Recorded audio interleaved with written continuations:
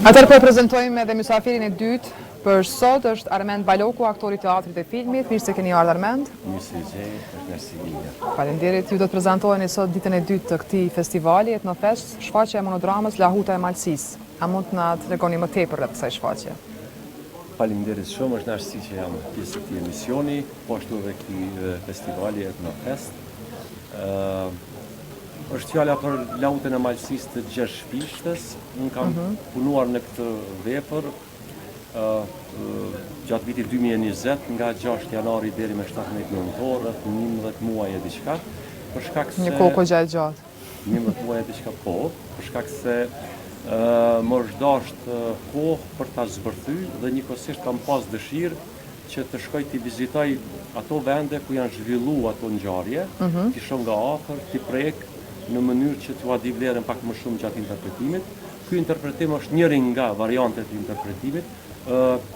Kemi disa variante të cilat jam punu më herët nga aktorë më të moqëm, që janë më moti në skenë, në këtë fushë, dhe kjo është, si më thonë, në vazhdën e vullneteve të aktorëve, të njerëzve të cilët e duan Gjershpishtën, e duan Lahutën e Malësisë. Ne gjithë duam Lahutën e Malësisë, po ta shohim versionin tënd. Saktësisht. Unë kam dashur që këtë variant ta punoj, nëse mund të themi, që të jetë pak më urbane ose të gjasoj një parfryme urbane, ku kam përdorur, le të themi, kostume moderne, koherente. Sa mirë. Po, kam dashur që të jetë më e kapshme për rinin. Kjo ka qenë targeti im. Pra rinia kur vinë qoftë edhe studenta, qoftë edhe shkollës së mesme, njerëz të cilët, rini të cilët kur të vinë, duan ta kuptojnë, ta kenë më afër vetvetes apo përditshmërisë së tyre. Ky ka qenë qëllimi im. Sa ja kam arrit ajo diçka tjetër. Megjithatë, ky ka qenë qëllimi im. Nga viti 2020 kam vazhduar ta luaj në Kosovë, në Maltezi, kryesisht e kemi lujt, po ashtu jemi në biseda në Shqipëri për me lujt, kemi lujt më herët në disa vende në Shtetet e Bashkuara të Amerikës.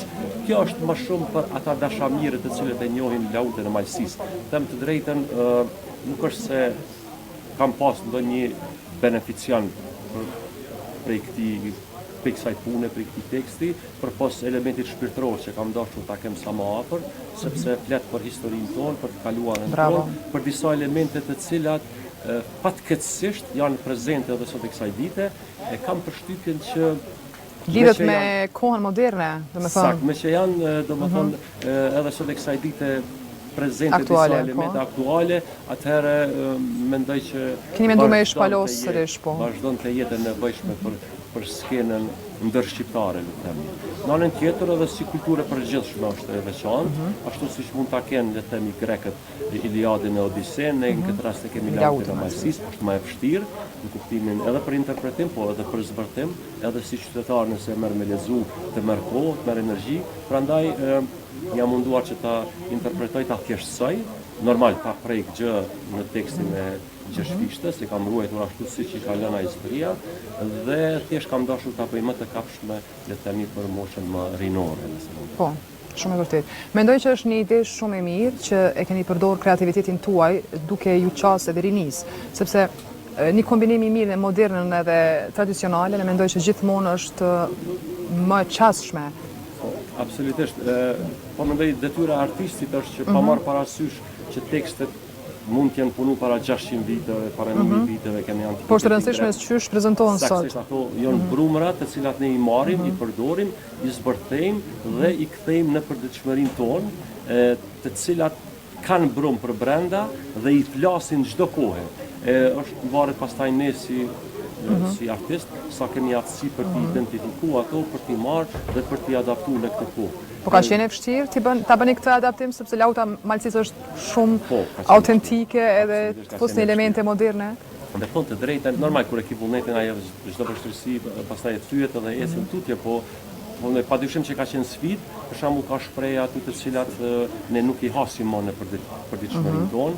Unë kam dalë me shëtit në përbjeshk edhe kam gjetë njerëz të moshuar me cilët kam biseduar dhe kam thonë a keni mundësi me i zbërthy këto fjalë, dhe disa prej tyre i kanë zbërthy dhe disa të caktuara kanë thënë këto nuk janë të terreneve tona, këto duhet të shkosh në terrenet e caktuara, pastaj kam shkuar ato terrene dhe kam gjetë gradualisht i kam zbërthy. Edhe pse shumica ndërmuese të shprehjeve mund t'i gjesh në për literaturat e ndryshme, për shembull në fjalorin gegnisht këtij Elezit, në kompjuter tash emri, është fjalori tamam gegnisht, aty ka lloj shprehje që mund t'i zbërtesh lehtësisht, edhe po ashtu vetë lauta e Malësisë i ka disa zbërthime për brenda, aty sikur këto një fusnota, dhe po mendoj kur ke vullnetin e zbërthim. Çfarë guximi me marr me përpunu e thënë atë kuptimin, me prezantu në një koncept, në një variant tjetër lautën e Malësisë, një vepër kaq e madhe normalisht, po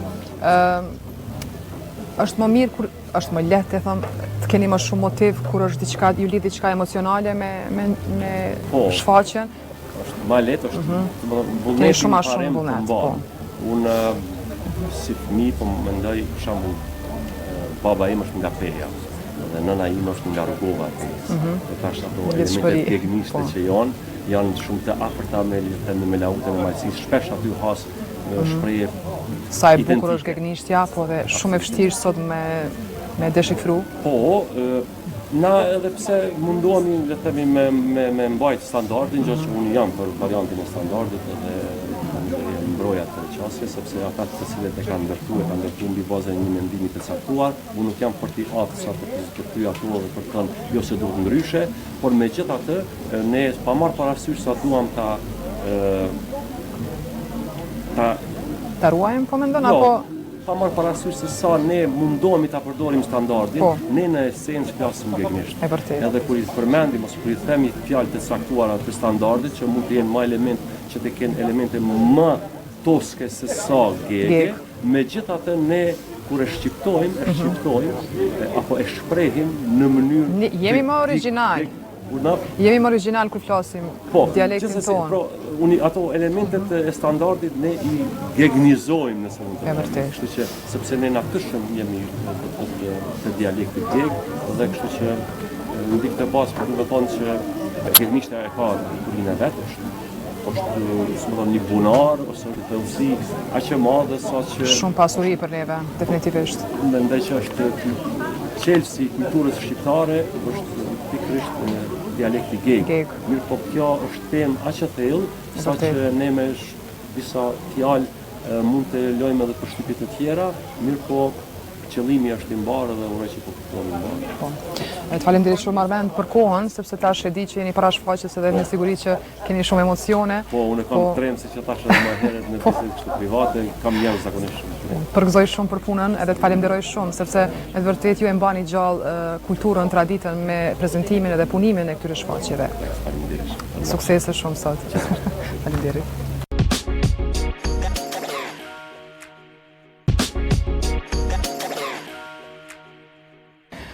Një pasditë e këndshme këtu në fshatin Kukaj, duke prezantuar dhe mysafirët e tretë për këtë ditë, është Guri Seferi, kryetari i shoqatës kombëtare adetare kulturore Devolli dhe Agron Kordalli, koreograf i ansamblit Devolli dhe nën kryetari i shoqatës.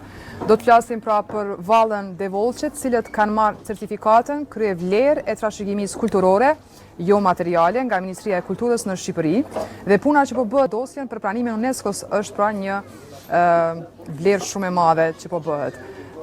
Këtë vallë sigurisht jeni duke punuar për dokumentacionin për ta prezantuar në UNESCO. Bravo, një punë shumë e madhe. Faleminderit që keni gjetë kohë me qenë pjesë e programit Pasditës në televizionin e Kosovës. Fillimisht si po kaloni këtu në këtë fshat të bukur? Para njerë me si u gjetëm. Faleminderit shumë. Dhe duhet t'ju falenderoj njerë për mikpritje në radhë parë, të cilë këtë mikpritje e filluam që në hyrje në kufi, dhe deri këtu që telefonatat nuk rreshtën, për arsye që kërkojnë që ne të ishim sa më shpejt këtu. Dhe e dyta është që vetë mediat kosovare, siç është televizioni Kosova, sot vjen këtu dhe prezanton këtë aktivitet. Për të folur për vallën Devolliçe dhe historinë e saj, duhet të rish me ne të dimri që ta shpjegosh se vetë vallja Devolliçe është aq e vjetër sa që është edhe vetë njerëzimi në atë krajinë në Devolli. Dhe kështu që duke qenë e vjetër, por duke qenë edhe në çdo familje pjesë e aktiviteteve dhe gëzimeve që kanë familjet devollite, atëre ka qenë edhe vazhdimësia sot, që nëpërmjet një asambli të përgatitur nga nënkryetari jonë i kësaj shoqate, Agron Kordalli, që është njëkohësisht është edhe koreograf i zonës së Devollit, ka përgatitur në Breza asamblin e fëmijëve të kësaj shoqate, të cilën jo vetëm që kanë prezantuar dhe mësuar në Breza Vallen Devolliçe, por sot po e ekspozon në të gjitha vendet shqipforce, por edhe në ato jo shqipforce të Ballkanit. Bravo. Ku në të gjitha aktivitetet, unë nuk duhet t'i marr meritat e Agronit, ka zënë gjithmonë vendin e parë ose vendin e dytë në të gjitha aktivitetet. Dhe kështu që ne si shoqatë, idhem në pjesën e shoqatës, jemi të detyruar nga kjo punë shumë e madhe e vetë këtij asambli që ta ndjekim nga pas. Ta ndjekim nga pas jo vetëm që ne marrim vlerat si shoqat, por edhe ne vlerësojmë dhe respektojmë këtë grup të fëmijëve, por edhe vetë koreografin tonë. Për sa i përket tash Valles Devolliçe dhe pyetjes tuaj, unë do t'ju them që shoqata Devolli që në vitin 2019 ka ngritur një komision nismëtar për të përgatitur dosjen që kjo valle të mos shkojë në ares, po të marrë vlerat e saj ashtu si gjithë pjesët tjera historike dhe tradicionale të Shqipërisë. Dhe midis këtyre është dhe Valja Devolliçe. Pavarësisht se është një valle e krajinës, pa ajo sot ka marrë përmasa që luhet në të gjithë qytetet e Shqipërisë, apo edhe në botë atje ku ka Devolli. Çfarë tipare ka? Tiparet veçanta. Cilat janë tiparet që veçojnë ka shumë të valle? E veçanta e kësaj valle, unë dua të përmend vetëm 2 fjali të koreografit ton të nderuar, që sot jeton nga tërë grupi asamblit të Valles dhe Këngës të Shqipërisë, që është Ramazan Bogdani. Ai e ka luajtur këtë valle në të gjitha skenat europiane, si asambl. Dhe ai thot ka 2 cilësi që asnjë valle në botën nuk i ka. E para, ajo shkrihet me tokën, fillon kërcimtari parë kap tokën dhe kërcimtari dytë vazhdon me qiellin. Domethënë lidh qiellin me tokën. Dhe e dyta që ishte më e rëndësishme është tha që në fund valltari i dytë ngre valltarin e parë në qiell. Bile në fillimet e fare të historisë të kësaj valle, kur lunin burrat në përhoda, në përdasma, por në përsebepe të tjera gazmore, ata kur idheshin aq me zelle e kërcenin këtë valle, sa çanin tavanin me kokë. Kjo është histori. Valle me vërtet histori dhe një... Dhe duke marrë shkaz nga këto cilësi, ne përgatitëm dokumentacionin duke ngritur një komision, që përbeshte prej 8 vetash, bashkë me Bashkinë Devoll, pushtetin vendor të krajinës sonë, dhe përgatitëm dosjen me të gjithë materialet, por duke u nisur që nga momentet e parat që kur ka filluar një valle e kënduar, pastaj një valle e interpretuar me saze, dhe pastaj më vonë e incizuar në për skenat botërore, si në Argentinë, Kanada, Amerikë, ku disjet pasaj na i sonë këtu dhe ne këto disje i depozituam në pjesën e Ministrisë Kulturës. Kështu që në vitin 2019 tash, deri në vitin 2023, ne përgatitëm një dosje voluminoze që Ministria e Kulturës të na jepte atë vlerë që ka dhënë dhe valleve të tjera apo dhe pjesëve tradicionale dhe historike të Shqipërisë. E keni gjetë mbështetjen së Dhe mbështetja u gjend dhe më datën 21 dhjetor të vitit 2023, ne kemi marrë certifikatën nga Ministria e Kulturës si kryevlerë trashëgimisë kulturore jo materiale. Një certifikat, një titull që jepet titulli maksimal që jep Ministria e Kulturës. Dhe për këtë veç kësaj pune, ne po përgatitëm materiale të tjera, duke futur dhe gjitha aktivitetet e asaj me koreografin që kemi në krah, po i marrim të gjitha këto materiale dhe po i vazhdojmë dosjen për ta kaluar në UNESCO. Dhe ne do përfundojmë së punuari dhe së kërkuari për këtë valle vetëm atëre. Vazhdojmë të bëhemi pjesë e UNESCO-s dhe ta pasurojmë UNESCO-n me këtë valle, sepse me të vërtetë ashtu se e keni përshkruar ju, valle e veçantë. Bile sot unë do kemi kënaqësinë që do të performojnë tani po. Kur të performojnë fëmijët, do të shikojmë se çfarë cilësi ka ajo. Ka interes prej gjeneratave të reja që luajnë në këtë valle? Po. Agroni që në moshën duket 8 vjeçare. 6 vjeçë. Domethënë kalon deri në moshë të rritur. Po luhet në çdo fshat, në çdo gaz, në çdo sebep, në çdo das. Do të thonë edhe në pëdasma. Është hera parë që po prezantoheni në këtë festival? Me këto valle, sigurisht është hera parë që po prezantohet vallet në këtë fshat. Të gjitha festivalet. Po mendoj në këtë festival. Shqipolse apo dhe balkanike ka qenë pjesë. Ka qenë pjesë e aktivitetit. Po, jeni prezantuar edhe më herët në Kosovë? Po. Po. Ku jeni prezantuar? Flas vetë koreografin. Tani do të flasim me koreografin, po. Faleminderit shumë. Faleminderit juve.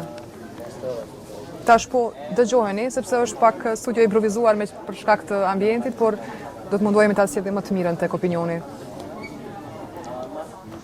Për mua do ishte kënaqësi e veçantë që marr pjesë me të vërtetë në një ambient të tillë, që do thosha për shembull dy piktorë të mëdhenj botërore nuk do sillin një padje të tilla abstrakte. Faleminderit. Dhe është për të vërtetë kënaqësi jo vetëm për mua, por edhe për gjithë artistët e ansamblit folklorik dhe Volli që marrin pjesë në këtë festival. Ky është festival dhe quhet Etnofest. Po. Etnofest do thotë që kemi të bëjmë edhe me kostumet e bukura të çdo kraine që ju Po, në këtë festival, po. E veçanta që ne aktualisht kostumin kombëtar të krainës së Vollit e kemi të ruajtur për 80 vitesh. 80 vite. Po, është një nga kostumet që në pamjen e parë i shikon kështu shumë të. Po t'ja afrohesh, me imtësi shikon që ata janë shumë të vjetër, sepse kanë filluar dhe që ka pickuar bizarë. Por ne i ruajmë. I keni ruajtur, po. Nuk janë dëmtuar, e keni përpunuar paksa, apo vetëm ashtu si kanë qenë? I restaurohen sigurisht, po. Po, domethënë dhe ne i ruajmë që të ruajmë tamam trashëgiminë kulturore. Bravo, duhet me ju falenderu juve që po i runi vlerat. Në Tiranë është organizuar një festivali etnografik edhe atje, Jona shqiptare, me një pjesë 50 vende të botës, dhe ne kemi marrë çmimin e parë, domethënë për trashëgiminë kulturore të kostumit, është ndërsuar kostumi i Devollit me çmimin e parë. Bravo. Do të thoja për shembull që ansambli ynë pak historik. Është krijuar që në vitin 1957. Dhe historikisht do të them ka ardhur çdo vit dhe duke u rritur. Po fal jush, fal punës tuaj, sigurisht sepse ju e keni jep maksimumin për ta prezantuar çdo kund. Dhe bërthama e këtij ansambli ka qenë prindrit tanë. Shumë vitesh. Trashëgimi Plesash, të cilët në vitin 1957, gusht shtator, kanë marrë pjesë në festivalin botëror në Moskë. Në Moskë? Në Moskë, në Bashkimin Sovjetik në atë kohë. Dhe në pranit të 131 vendeve të botës, kjo valle e bukur, Vallja Devollice, ka marrë çmimin e dytë nga një juri profesionale botërore. E asaj kohe. Po, botërore. Kur dihet që ka pas shumë më shumë, domethënë vlerë. Ne aktualisht atë lloj çmimi e kemi dhe e ruajmë, domethënë, në ambientet tona, pra në bashkisë, sepse është vërtet një çmim që ai na mban gjallë dhe na jep, na motivon që ne mos ta trashëgojmë brez pas brez. Dhe kështu ndodh.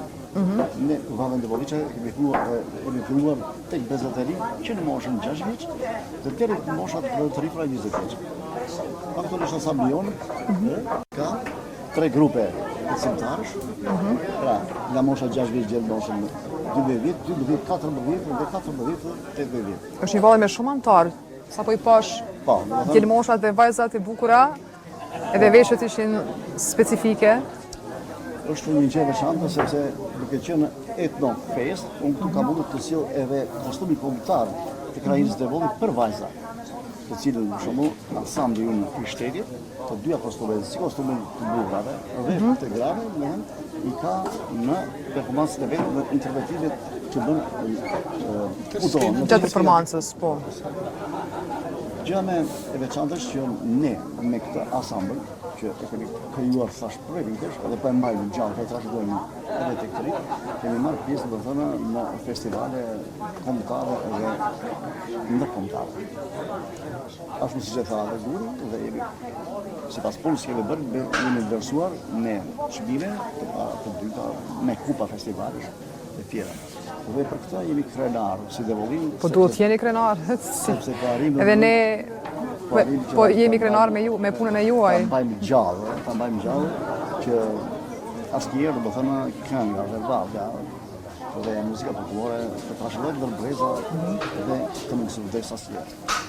Vash zoti, asnjëherë. Këtu i keni dhe gazetat? Diçka, po falë, dhe Groni, do të them lidhur me këtë që po diskutojmë në këtë momente me juve.